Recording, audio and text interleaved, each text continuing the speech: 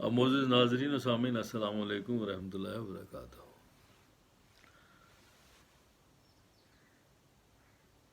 یا ایھا الناس اعبدوا ربکم الذی خلقکم والذین من قبلکم لعلکم تتقون الذی جعل لکم الارض فراشا والسماء بناء وانزل من السماء ماء فاخرج به من الثمرات رزقا لکم فلا تجعلوا للہ اندادا وانتم تعلمون وَإِن كُنتُمْ فِي رَيْبٍ مِّمَّا نَزَّلْنَا عَلَىٰ عَبْدِنَا فَأْتُوا بِسُورَةٍ مِّن مِّثْلِهِ وَادْعُوا شُهَدَاءَكُم مِّن دُونِ اللَّهِ إِن كُنتُمْ صَادِقِينَ فَإِن لَّمْ تَفْعَلُوا وَلَن تَفْعَلُوا فَاتَّقُوا النَّارَ الَّتِي وَقُودُهَا النَّاسُ وَالْحِجَارَةُ أُعِدَّتْ لِلْكَافِرِينَ صدق اللہ العظیم۔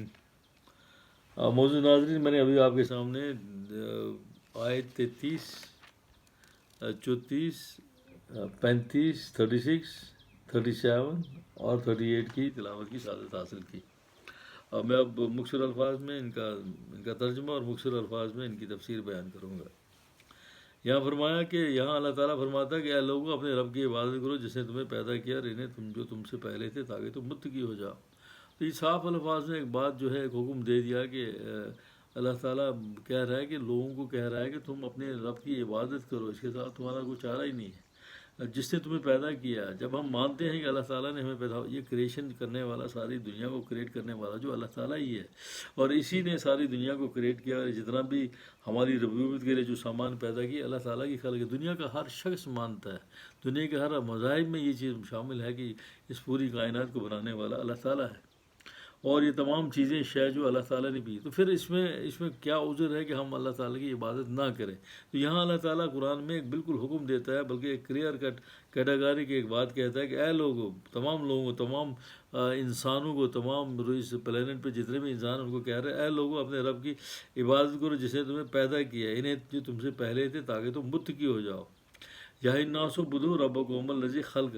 اب خلق کا لفظ، خلق ہم کہتے ہیں کہ پیدا کیا۔ اب کئی چیزیں انوویشن ہوتی ہیں، جو چیز آلریڈی پڑی ہے اس سے بھی کئی چیزیں خلق ہو جاتی ہیں، کچھ چیزیں جو کہ اب چیزیں ہوتی نہیں ہیں دنیا میں، ان کا بھی خلق ہو جاتا ہے۔ تو ہم اس کا لفظی معنی دیکھتے ہیں، خلق کا مطلب عربی زبان میں کیا ہے۔ خلق کی اصل میں نے التقدیر المستقیم ہے، یعنی صحیح اندازہ اس کا استعمال دو طرح ہے۔ اول فی الابتداء شیء من غیر اصلہ ولا اعتداء، یعنی ایک چیز کا بالکل نئے وجود میں لانا یہ خلق کہتے ہیں۔ ایک چیز بالکل تھی نہیں، اس کا وجود میں لانا خلق ہے، اور نہ کوئی نمونہ تھا اس کا۔ جیسے فرمایا خلق السماوات والارض، کیونکہ دوسری جگہ فرمایا ظاہر ہے خلق السماوات والارض جب پیدا ہوئے اس سے پہلے تو کوئی نمونہ نہیں تھا۔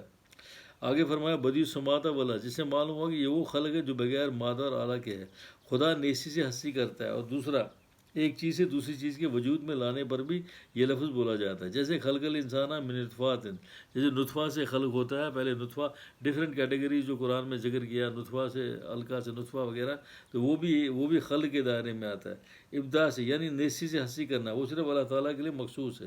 بس معلوم ہوا کہ لفظ خلق کا استعمال عربی زبان میں دو طرح پر ہے، نیسی سے ہستی کرنے پر یہ لفظ بولا جاتا ہے، اور ایک چیز سے دوسری چیز کے بنانے پر بھی، چونکہ اللہ تعالیٰ اپنے آپ کو خلق الشیء کہا ہے، اس لیے یہاں تک یہ سلسلہ چلا جائے کہ فلاں چیز فلاں سے بنی اور فلاں فلاں، آخر جہاں تک علم انسانی ہو سکتا ہے اس کا خالق بھی وہی ہے، بس وہ نیسی سے ہستی کرنے والا ہے۔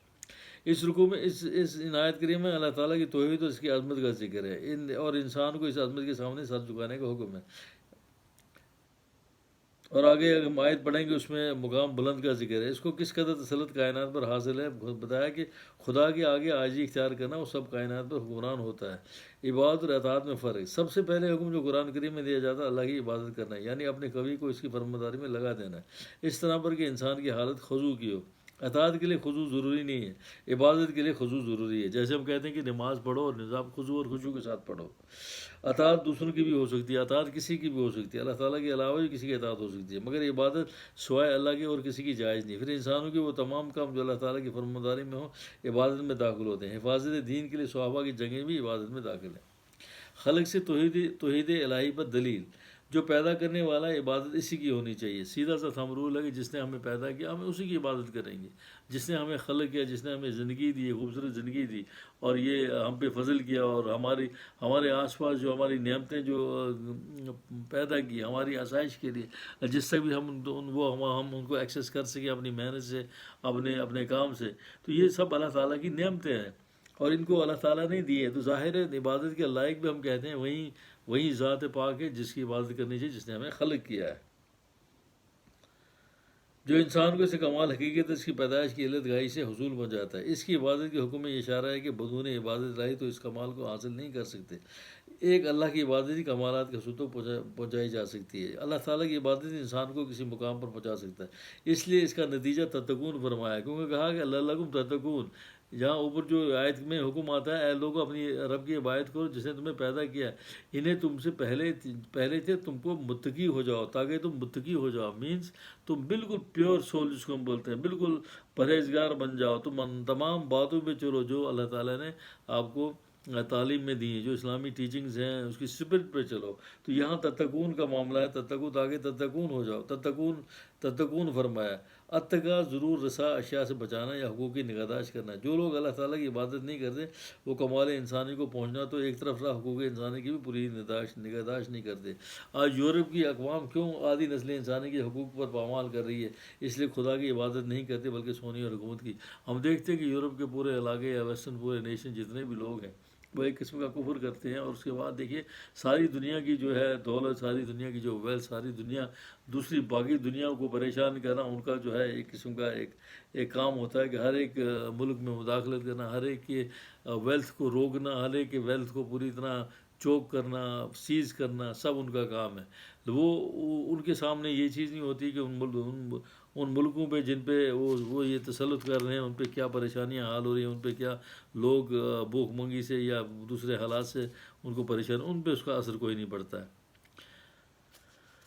آگے فرمایا وہ جس نے زمین کو تمہارے لیے فرش بنایا، آسمان کو عمارت. اب یہ دیکھیے، اب یہ یہاں پر ایک طرف جب اللہ تعالیٰ حکم دیتا ہے کہ اے لوگوں اپنے رب کی عبادت کرو، اپنے جس نے تمہیں پیدا کیا ہے تاکہ تم متقی ہو جاؤ. یہ تو اس کا اصول بن گیا کہ اس میں یہ چیزیں ہمیں بتا دیں.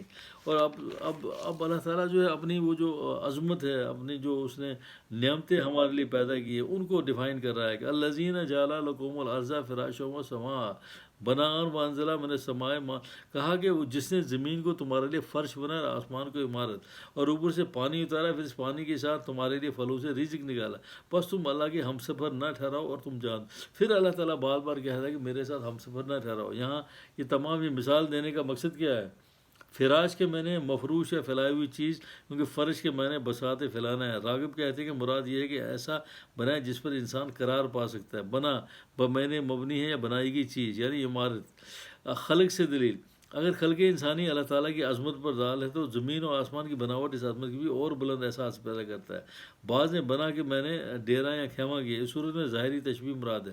آسمان کی عمارت کہنے سے یہ مراد ہے کہ سب کچھ ایک نظم کے ماتحت، جیسے عمارت میں ہم دیکھتے ہیں کہ ہر چیز ترتیب جو ہوتی ہے، ہم کہتے ہیں کہ اس کا بنانے والا کتنا خوبصورت ہے، اس میں کام کرنے والوں نے کیا، اس میں جو ہے آرکیٹیکچر نے کیا کمال کیا.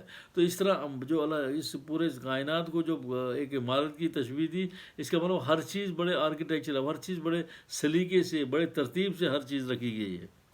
کوئی بے ترتیبی آپ کو نظر نہیں آئے گی. جیسے عمارت میں ایک ترتیب ہوتی ہے، اسی بات میں دلیل ہے کہ اس کے بنانے والا ایک مدبر بالا ارادہ ہستی مدبر بالا ارادہ ہستی ہے. زمین کے فرش بچھا ہوا ہونے پر انسان کی قرارگاہ ہونے میں اس کی قدرت کے خلاف کوئی دلیل نہیں ہے. ورزا وضا للانام، جیسے سورہ رحمان میں آتا ہے ولرزا، یہ زمین تمہارے لیے قرار ہے، یہ زمین تمہارے لیے رہنے کے لیے بنائی. ولرزا وضا للانام. اب نظارے قدرت، فطرت انسانی کا مقابلہ. آسمان سے پانی کا برسنا، اس کے ساتھ زمینوں سے پھل نکلنا. اس کا مطلب کیا ہوا؟ ایک طرف تو کہا کہ آسمان میں نے بنایا، زمین فرش بنایا تاکہ تم قرار پاؤ تو آگے تمہارے لیے آرام ہو. اب کہا کہ اوپر سے پانی اتارا، پھر نیچے پھل نکلا. اب اس کا اگر ہم دیکھیں، مثال کے طور پہ دیکھیں، اللہ تعالیٰ فرما رہا ہے کہ میں نے پانی برسا، زمین اپنی محنت سے زمین سے پھل نکالا.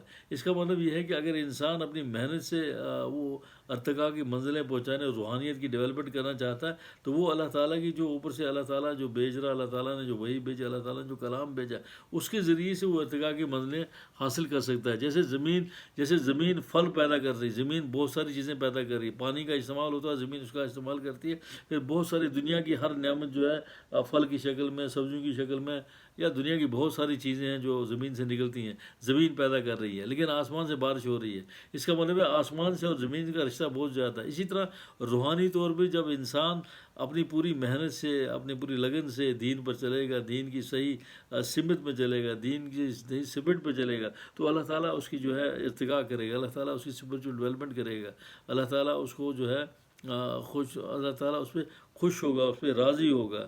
تو یہاں پر یہی جو ہے وہی فطرت, یہ اسی مثال کو کہا کہ وہی فطرت انسانی میں موجود. اس میں یہ بھی اشارہ ہے کہ جب تک وہی الہی سے بندوں کو ہدایت نہ ملے, اوپر کے پانی سے مشابہت رکھتی. اب یہاں پر یہ ایک ذکر اور بتایا کہ پانی کا برسنے کو اس کو کمپیئر کیا, مفکرین نے کمپیئر کیا, یہ وہی الہی ہے. جب تک وہی الہی نہیں آتی سارا سلسلہ ختم نہیں ہوتا. آدم علیہ السلام سے سلسلہ جب شروع ہوا تو وہی الہی کے ساتھ اللہ تعالیٰ نے وہی بھیجی, ایک میسج بھیجا جبرائیل علیہ السلام کے ذریعے سے, اور وہ 1,24,000 نبی تک سلسلہ چلتا رہا, اور آخر کار نبی کریم صلی اللہ علیہ وسلم پر بھی جبرائیل علیہ السلام نے وہی بھیجی. وہ جو کمیونیکیشن ہے, وہ جو اللہ تعالیٰ کی طرف سے, اس کو یہاں بارش سے تبدیل. بارش سے جیسے زمین میں فرٹائل ہو جاتی, زمین میں ہر چیز کی پیداوار ہو جاتی, اسی طریقے سے وہی الہی میں جو ہے وہ چیز نبی کریم صلی اللہ علیہ وسلم تک پہنچی, اور وہاں سے قرآن نزول اور قرآن کا نزول ہونا, اس کے بعد لوگوں تک وہ چیزیں باتیں پہنچنا, جس سے لوگوں میں ریفارمیشن ہوا, جس میں لوگوں نے اس بات کو, سارے سلسلے کو پوری طرح انڈرسٹینڈ کیا.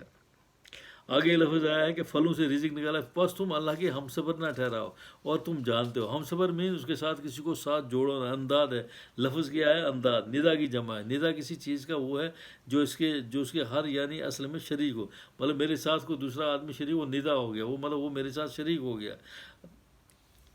شریک فی العبادت, شریک فی الذات. اب دو شریک شرک, ایک شرک فی العبادت ہے, ایک شرک فی الذات ہے. عبادت یا دیگر امور میں دوسروں کو شریک کرنا, ان کو اللہ کی ذات میں ہی شریک کرنا ہے. کسی شخص نے آن صلی اللہ علیہ وسلم کے سامنے کہہ دیا کہ ماشاء اللہ وشت, جو اللہ چاہے جو آپ چاہیں, تو آپ نے فرمایا اجلتنی اللہ ندا, کیا تم مجھے اللہ کا شریک کرتے ہو, اور صرف ماشاء اللہ کہو, کیونکہ اس کی مشیت سب مشیتوں پر غالب ہے. یہ جو فرمایا کہ تم جانتے ہو, تو مراد یہ ہے کہ اس ذات کو جانتے ہو کہ زمین اور آسمان کا پیدا کرنے والا اللہ تعالیٰ ہی ہے, یہ بت وغیرہ نہیں ہے.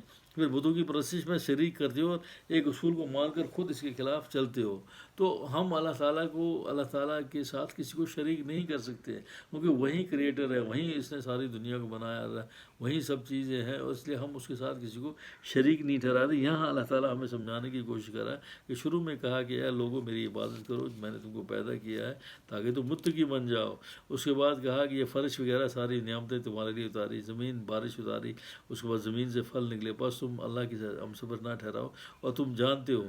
اب کہا کہ یہاں پر یہ چیزیں نعمتوں کا ذکر کرنے کے بعد اگلی آیت میں کہا وَإِن كُنتُمْ فِي رَيْبٍ مِّمَّا نَزَّلْنَا عَلَىٰ عَبْدِنَا فَأْتُوا بِسُورَةٍ مِّن مِّثْلِهِ وَادْعُوا شُهَدَاءَكُم مِّن دُونِ اللَّهِ إِن كُنتُمْ صَادِقِينَ.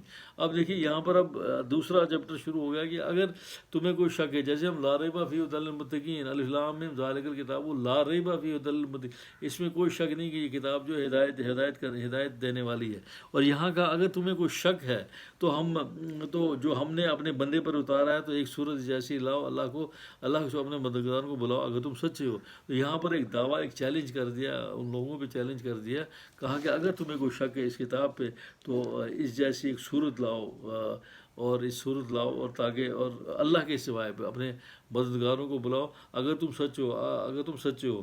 پھر اگر تم نے ایسا نہ کیا تم ہرگز کر نہ سکو گے, تو اس آگ سے بچو جس کا ایندھن انسان اور پتھر ہے, یہ کافروں کے لیے تیار کی گئی. لیکن اللہ تعالیٰ یہ بھی ساتھ کہہ رہا ہے کہ تم ایسا کر نہیں سکتے, تم ایسی آیت لا نہیں سکتے, تو پھر تمہارے لیے جو ہے یہ ایندھن ہوگا, تمہارے لیے جہنم ہوگا, جس میں کہ آگ اور پتھر جو ہے اس کا جو ہے ایندھن ہوگی. تو یہ یہاں پر اللہ تعالیٰ ایک دعویٰ دے رہا ہے, اللہ تعالیٰ ایک چیلنج دے رہا ہے. تو انشاءاللہ ہم اس کو دوسری ویڈیو میں آپ کے ساتھ شیئر کریں گے.